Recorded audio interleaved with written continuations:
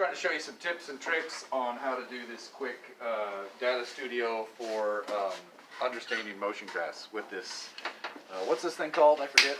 Motion sensor. Motion sensor, thank you. All right, so come over here and get the screen if you could, Angus. So we need to use this program, Data Studio. All right, and so when it opens, you're just going to want to create an experiment. And hopefully this comes up. If it doesn't, maybe you need to hit the setup button here. This setup button right there.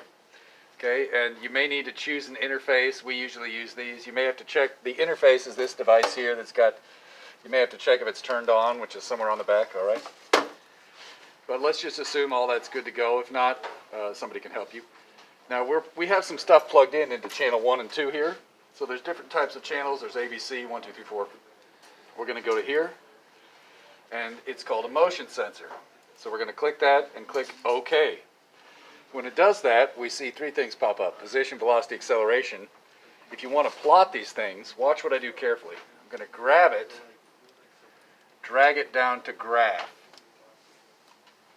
Then I'm going to grab the velocity, drag it down to graph, not graph 1, graph. Now look, they're right on top of each other, so you got to separate them. And now, when you hit start, it's starting to plot things. Now over here, let's look at what we're plotting. This thing is sending out sound waves and checking the reflection and basically echolocating. So what I'm going to do right now is I'm purposely going to screw this up a little bit. And what I'm going to do is move this, and then we're going to look at these graphs.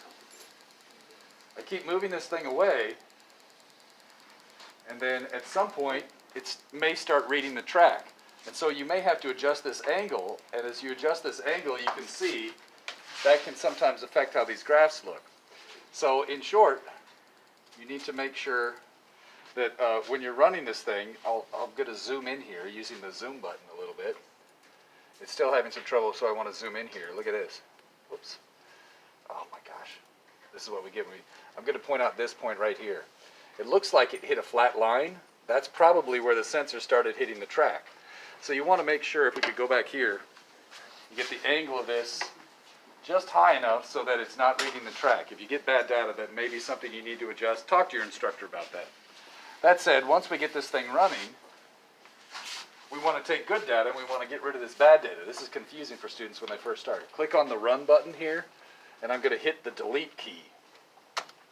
And then it'll ask me, is that okay? I'm going to hit enter, it's okay. So now I can get new fresh data. So I'm going to turn on this, I'm going to hold that, I'm going to adjust this, maybe up to about 3/4 to full volume, somewhere in there. Right about there. I got it, Angus. So now when I hit start, it's going to run. So I'll go 1, 2, 3, start. You'll see it going there. And you can see there's some messed up data at the beginning, so it was probably reading my hand or something. But if you hit this button, you should be able to zoom in and get some data. And you can do the same thing here. And we see that we have a velocity graph. Let's see, this one says velocity, that's a velocity graph, this is position.